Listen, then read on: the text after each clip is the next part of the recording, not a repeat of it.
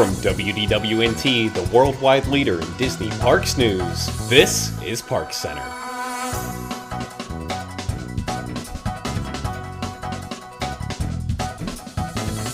Hello there, everybody. Welcome to this week's edition of ParksCenter. My name's Ben, and joining me on tonight's show, we have Allison. Hello, everyone. Rob. Greetings from the Tar Heel State. Nathan. Oh, Kungaloosh, everybody, Kungaloosh. And Pete. Sivako. Good evening. And a good evening to all of you out there. Let's go ahead and kick things off with, I guess rising moons would be the appropriate way to greet everybody for this topic. So Galaxy's Edge has had a bit of a menu fluctuation mess over the past week. Originally, the themed names for all the food items had been removed, and we now had things like fried chicken and beef pot roast.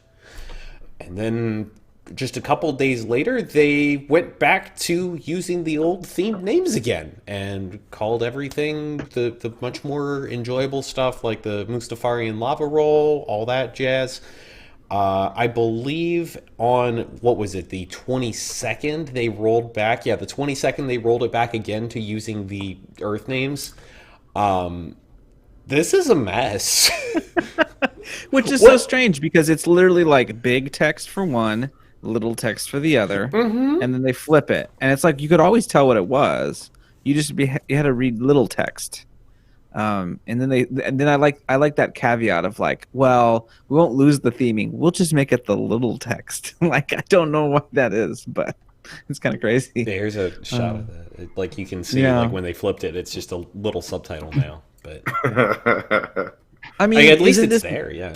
Yeah, I mean, this is less to do with food, and I know that there's been people on Twitter who work at Docking Bay, and they're like, guys, you have no idea how many people come in, and they're like, can we get the yip nip chip yub nubs? Like, no one has a clue what anything is, and I don't. The yip tip. So, I mean, I get it. Please, in a normal voice. I guess. Yeah, I just decided to use a stereotypical Southern accent after that. I think the issue here, though, is like it goes back to role playing, and something I mentioned on Twitter was I think that Disney sort of, I guess, over role played their hand would be the best way to put it. They thought that people wanted to come and be something different and unique, and not just the guest. Pandora works because you're a guest. You're a guest on Pandora, and this is like, no, you're a smuggler or you're a whatever. And so they've sort of inundated the land with all these sort of extra things, and it's sort of a lot when you have like kids and you just spent $2,000 and it's hot and you don't know what you're doing, and then it's like, oh yeah, and then also we're not going to say hello to you, we're going to say bright suns, and like you can take a little bit of all that, but this is one of those areas that I think people were like, I just want lunch, can you just feed me? Like, I know that there's all this theming, but can I just have this thing? So I try to give tourists the benefit of the doubt here. We've done, for as long as Disney's been around, right, which is 50 years almost, we've never expected the guest to be anything besides a guest. And now this is the first grand experiment of like, no, you are not a guest. You are a traveler or a smuggler or whatever you want to be, but we'll treat you like that. And people just aren't prepared for it. I think you're seeing these changes because they're realizing that people are less prepared for that than they thought they were. Yeah. So something that I think yep, no, go ahead, Rob. No, I was going to say, I think that to me, we were promised immersion, and I think that, as a fan, that's what I want is immersion. So, this is supposed to be like nothing we've ever done before. They're supposed to have learned from Pandora and from Harry Potter. And when you go to Harry Potter and they say, will you sign for the ministry and all those things, it makes you part of what's going on. And if they're going to change the name of all this stuff, they should also change the whole Bright Suns and then calling it cargo and all that kind of stuff. But they didn't do that. So I think just for consistency's sake, I think it needs to all be the same. And I think that it's cool that it is. And I wish, and I'm glad that it's back. I do think it was kind of a misstep to take it away in the first place. Maybe they did and said this is going to make things easier. And then Twitter blew up and they went, maybe it didn't. But I think that's the fun part of the whole thing, is to kind of learn it and go, oh, by bright suns they mean this, and some people will love it and some people will roll their eyes. But I do think it's all part of the whole immersion thing, and you can't just take one piece out of that. You either need to be all in, or you need to make it basic. I don't think that you just do a piece of it. Yeah. Well, and it's not like people go to Adventureland.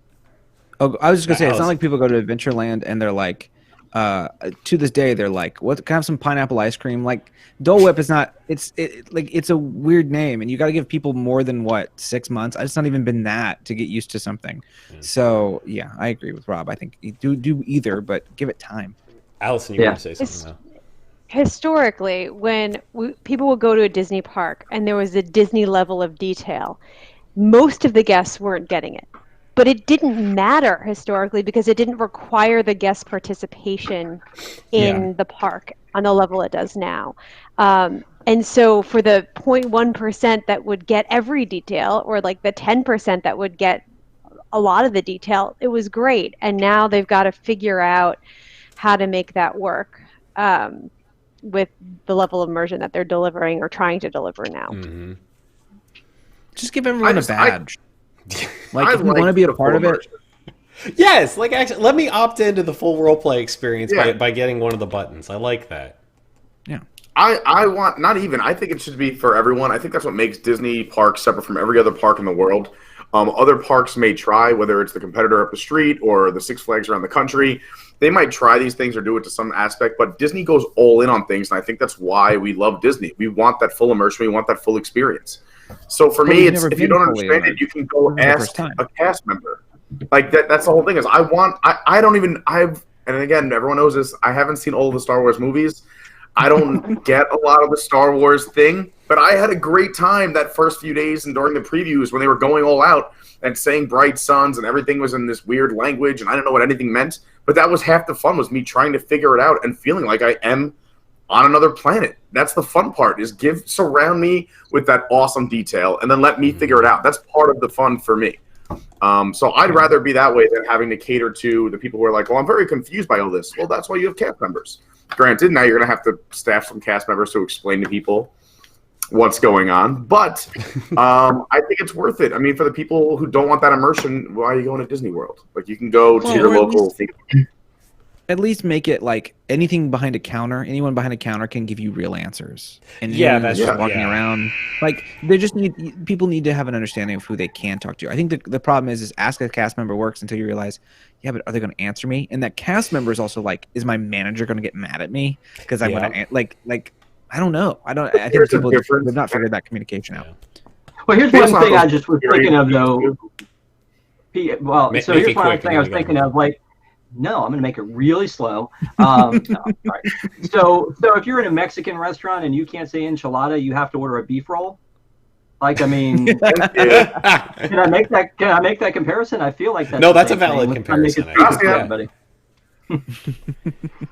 Moving on to the, I guess. There's something clever here, and I'm just missing it today. We're sick of Galaxy's Edge. Yeah, we're sick of Galaxy's Edge. And speaking of being sick, I sure hope you weren't in Disneyland on October 16th because you may have picked up the measles. Yikes. A guest with measles visited Disneyland while infectious. Be careful. If you were there between 9:15 a.m. and 8:35 p.m., you're at risk of developing measles up to 21 days after being exposed, so keep an eye on that. It's, about a week ago at this point, so you've got about 2 weeks to go before you're in the clear. Goodness, just don't go to the park if you're sick, please. We don't need Allison's really excited about this. Let Allison go. Or maybe not go to parks if you've decided that it's not a good idea to vaccinate yourself or your children because you're going to be in big crowds and these formerly eradicated diseases are going to come roaring back. And one of the reasons this is really dangerous is, not just for me who has an infant who is not yet the age where you receive the MMR vaccine, but because Disney is a place that ton of Make-A-Wish kids come to visit. That's so one of my really good friends has a niece that has cancer, and because of that, she's immunocompromised and cannot receive the vaccines. And her Make-A-Wish trip was Disney.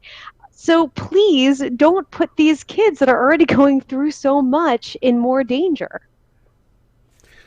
I totally hadn't agree. considered that. The other thing for me is when I read the stories, it doesn't say if the person knew they had measles or not. So the person might have found out afterwards, and then they had to kind of backtrack and call Disney and say, "Hey, I just found out I had measles. You have to let everyone know." If they knew, that's just that's to me that should be a crime. That if you go, especially because if you just walk through the parks, like and now that I live in Orlando, I see it a lot more often.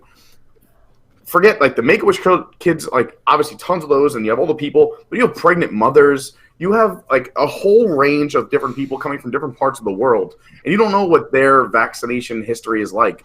So that's just irresponsible. If you know when you went anyway, there should be laws against that.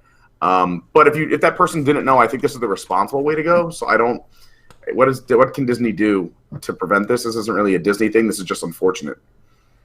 Well, this is a good reminder that you shouldn't eat a burger that you find just hanging out at the Tomorrowland Terrace because you hey, I know that. How am I going to eat? Free food, man. But yeah, Disney's expensive. It's true, valid.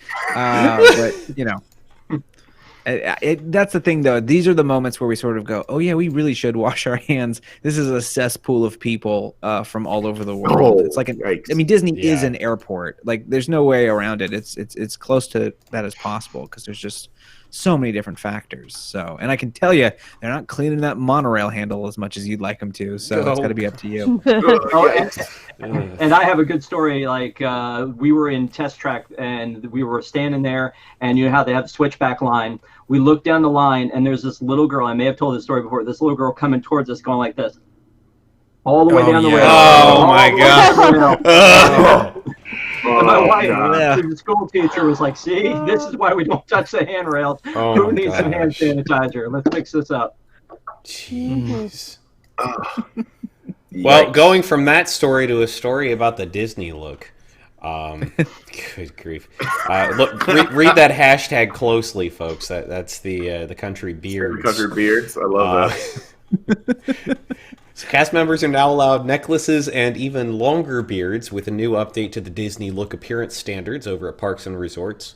Of note, this does not this broadly applies to everybody at the resort, but any individual specific positions can have more restrictive codes. So not necessarily every spot could wear a necklace for safety reasons. No princes with beards. Yeah, things like that, right? We're not going to have that problem. But yeah, so you can have the goons and the snuggly duckling. I like that. Yeah. I don't know. I'm okay with them kind of going with the times. Obviously back in the 50s, everyone had to have a clean shave, but that was kind of what most men went to work with, was a clean shave. And then, things evolved. Now you look around, 60% of men, I feel have some kind of beard going. I have this terrible excuse for one because I just haven't trimmed in a while. So this just looks awful. But, but I guess it's kind of cool that you can have a decent beard. It's the look. I think it also is comfortable for more, some people want to have that and they want to work for Disney. I'm okay with it. Again, they're not hey, you can grow this big, long, crazy thing. But to have the inch, and some characters, I don't know if anyone's ever been to Savi's, but that lead guy who does the workshop at Savi's has a great beard and it goes right along with his character. I legit felt like he was coming from another planet to teach us how to build a lightsaber. It was pretty cool. Yeah, so I was talking about in the pre-show that back in the day with the 1950s, like Pete was saying, I actually got to work there, and there's my gold in the 50s. You worked there. In the 50s, I did. It was actually more turn of the century actually when I was there. You look great. It was gas lamp. Did you work Carousel of Progress? We'll work it. Walt used to walk around and tell them good day. No. I worked. Milk doesn't sour as quick as it used to. Yeah. I still leave from Captain EO. So when I worked there, we did get a look, the Disney look book, and when I was going through it, and you had to do it as part of your training, you couldn't have any facial hair back then. So it was men can't have chains, you can't have facial hair, and I was thinking, okay, you can't be caught smoking. So you can't be caught smoking. You can't have facial hair. But Walt Disney had a mustache and died of smoking. So it doesn't make sense. So I like looking at the guidelines now. They seem incredibly lax in comparison to how they were before. But I remember thinking after I left there, I don't know how they're able to get away with doing that, because there are a lot of things now that people will give you a lawsuit if you say, hey, you're going to make me look this way. You shouldn't be allowed to do that. So maybe it's because they're grandfathered into this stuff, but there are a lot of things about that I think are important. And to Pete, to your point, like I think there are characters who need to have the long beard and things like that because they're actors. But I think that the regular cast members,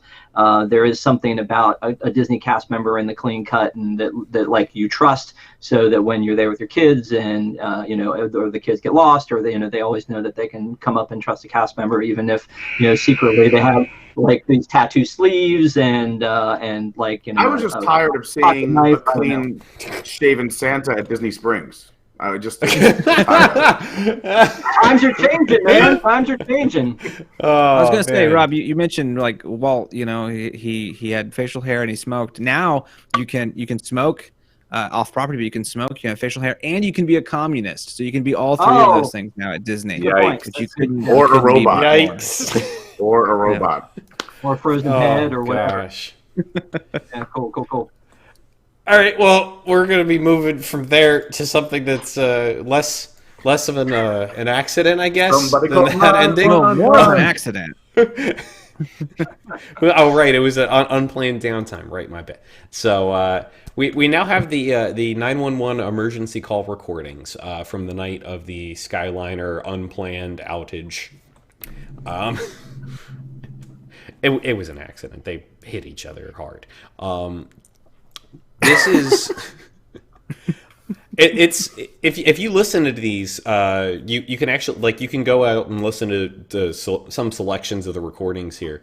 It's actually a little spooky to listen to.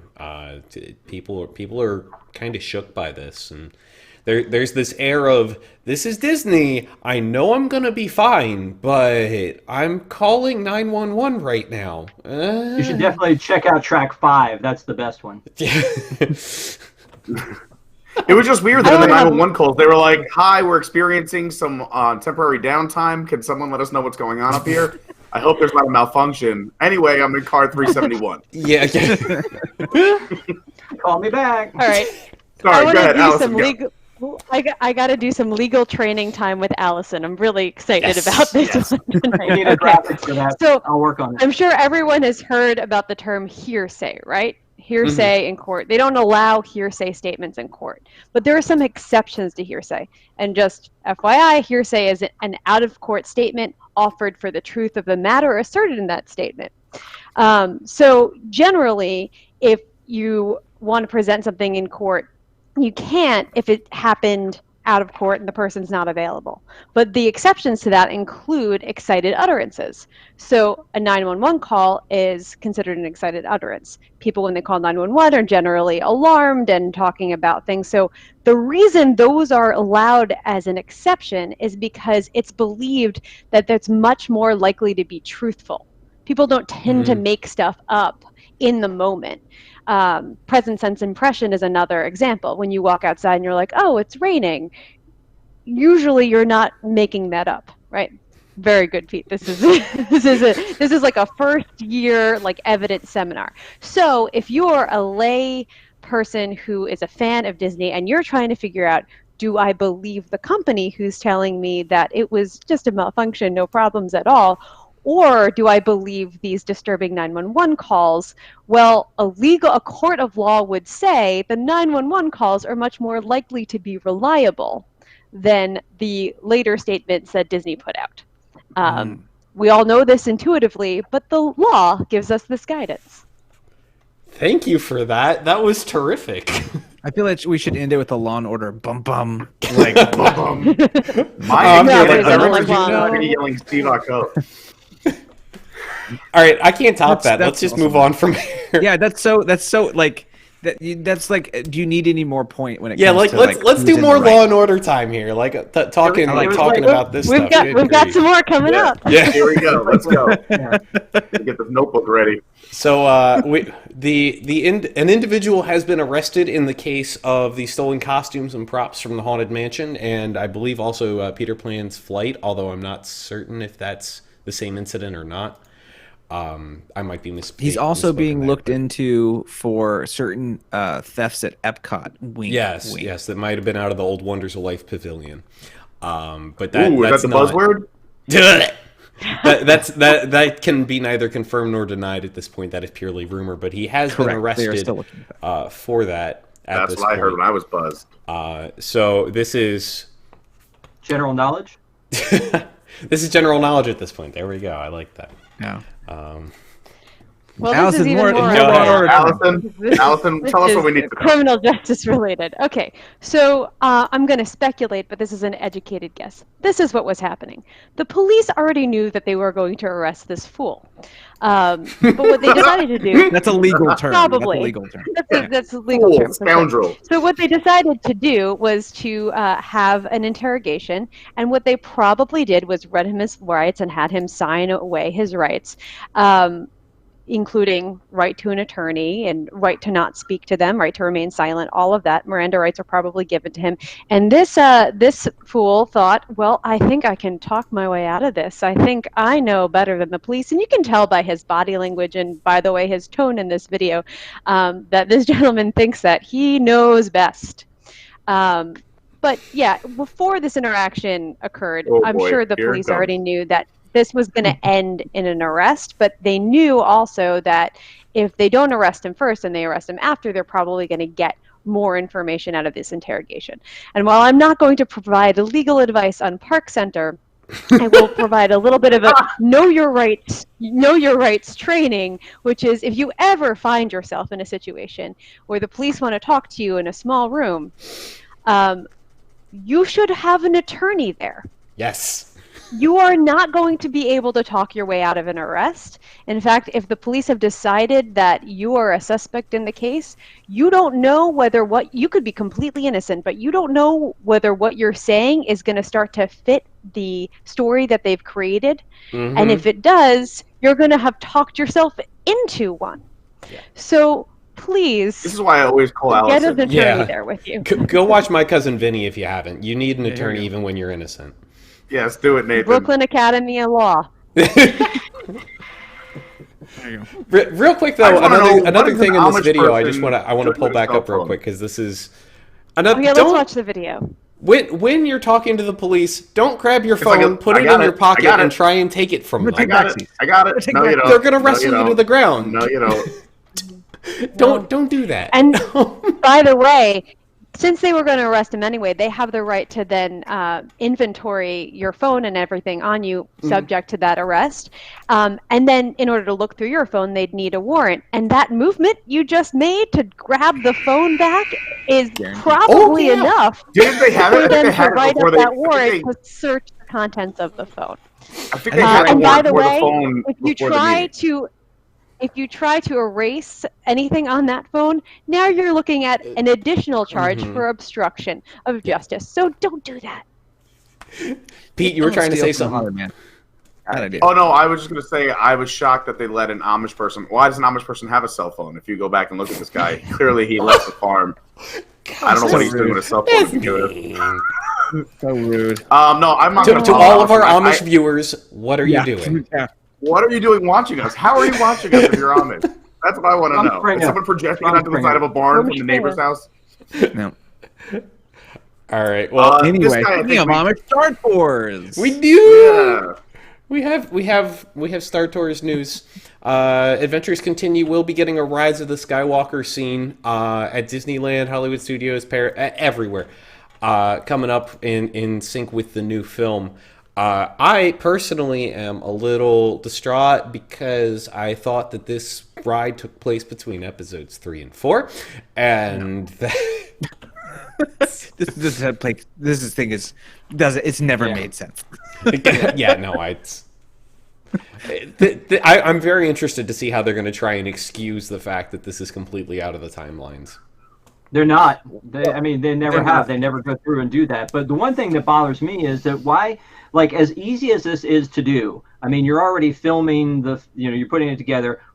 As easy as it is to make one of these scenes, why didn't they do one for Rogue One? Why didn't they do one for Han Solo? Right. Why didn't why haven't there been more? Because it's so easy to do and to intersperse them in the whole thing. So I'm glad it's coming, but I feel like they should have been doing like with every movie. It seems like it's an easy cross promote. It's an extra reason to go back and ride this ride again.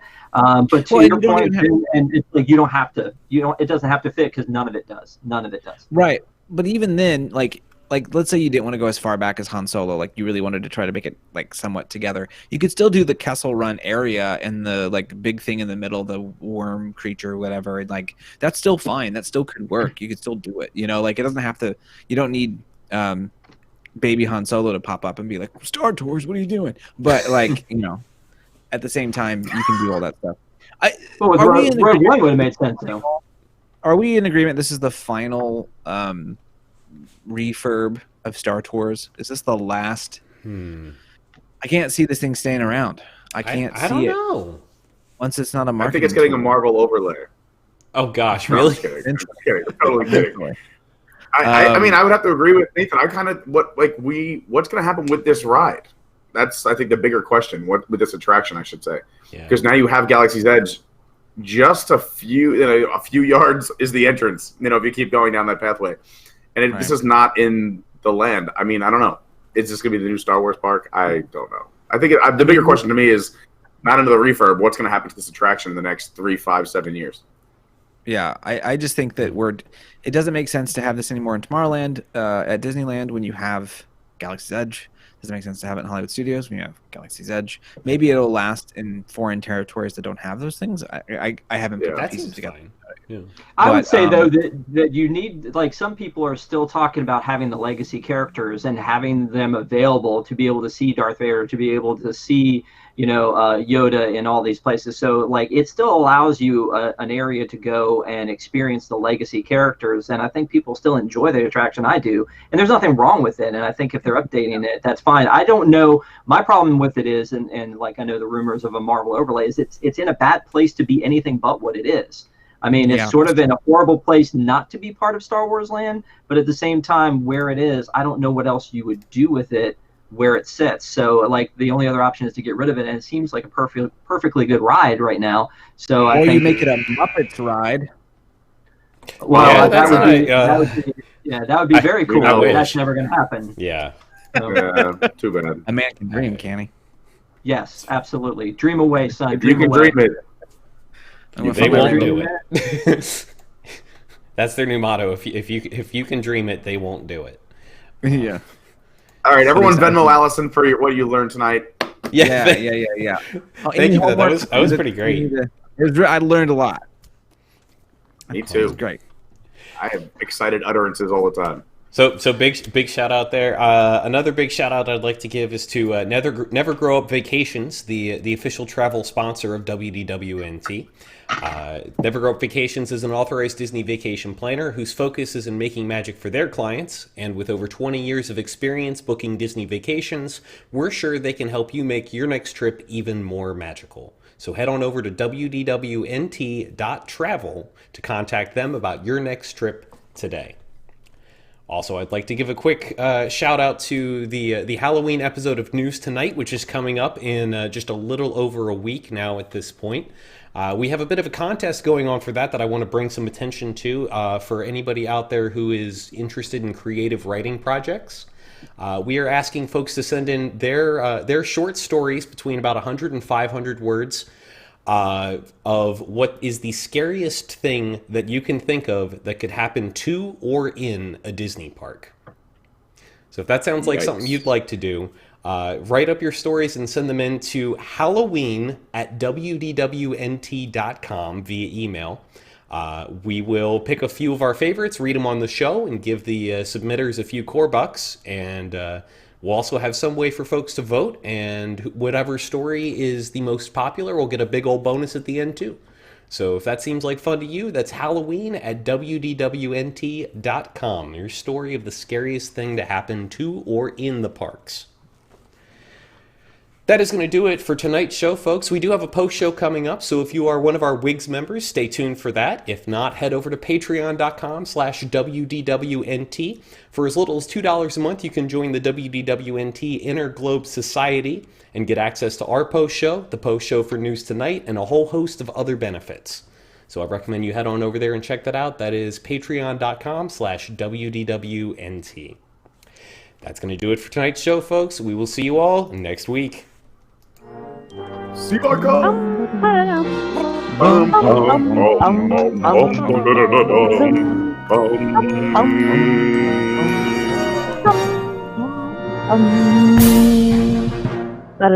the criminal justice system. Dum, dum.